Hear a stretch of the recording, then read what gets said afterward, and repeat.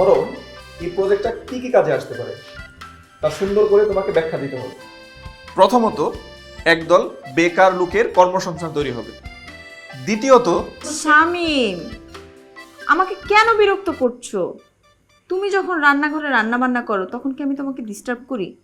এমনকি তোমাকে যদি আমি সাহায্য করতে চাই সেটাও তো আমাকে করতে দাও না, তাহলে আমাকে কেন ডিস্টার্ব করছো? বিরক্ত করো না। ঠিক আছে মহারানী, আমার ভুল হয়েছে। এই যে আমি মুখে আঙ্গুল দিলাম, আমি আর কোনো কথা বলবো না। একদম মুখে আঙুল দিয়ে চুপ করে বসে থাকো ভদ্র ছেলের মতো। ঠিক আছে মহারানী, একটাও কথা বলবা না। কোনো কথা বলবো না। হাত ছানিয়ে দেয় তোমার আমার ভালোবাসার গল্প, এত কাছে এসেও কেন সময় তোমার অল্প। শামীম, কি করছো এসব? এই যে মহারানী, আপনি না বেশি সময় নিচ্ছেন।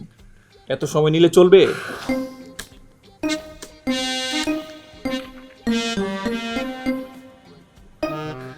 শামীম, স্বর্ণা, কেন ডিস্টার্ব করছো আমাকে? আমার কালকে পেপারটা সাবমিট করতে হবে। কাজ তো সব সময় করো, আজকে না হয় একটু। তোমার কি সহ্য হচ্ছে না? না, আমার কাজটা শেষ একটু করতে বোঝার হবে। চেষ্টা করো। বুঝতে পেরেছি, আমাকে আমার কাজটা শেষ করতে হবে।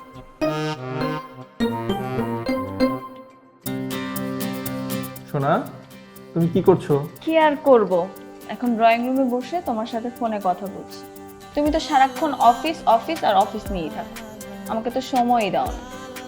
তার জন্য আমি তোমাকে বেশি বেশি করে বিরক্ত করি, কিন্তু কিছুদিন পর থেকে সেটাও আর করব না। কারণ আমাদের মধ্যে যখন অন্য কেউ চলে আসবে তখন আমি শুধু তাকে নিয়েই থাকবো।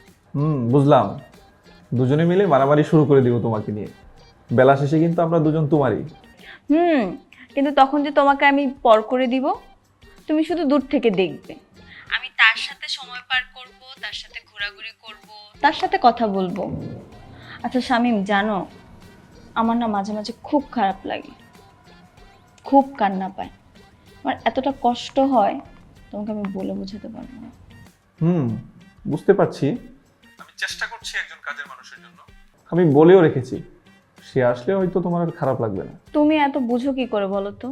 কোথায় বুঝলাম, শুধু জানতে চেষ্টা করি তোমার ভালো লাগা আর মন্দ লাগা। ঠিক আছে, বুঝলাম। এখন চুপচাপ লক্ষ্মী ছেলের মতো খেয়ে নাও, আর খাওয়া শেষে কিন্তু আমাকে কল করবে। ঠিক আছে বাবু আমার? ওকে বাবু, তুমিও খেয়ে নিও। না খেয়ে থাকলে কিন্তু শরীর খারাপ করবে। ঠিক আছে, বাই বাই। ঠিক আছে, ওকে, রাখছি।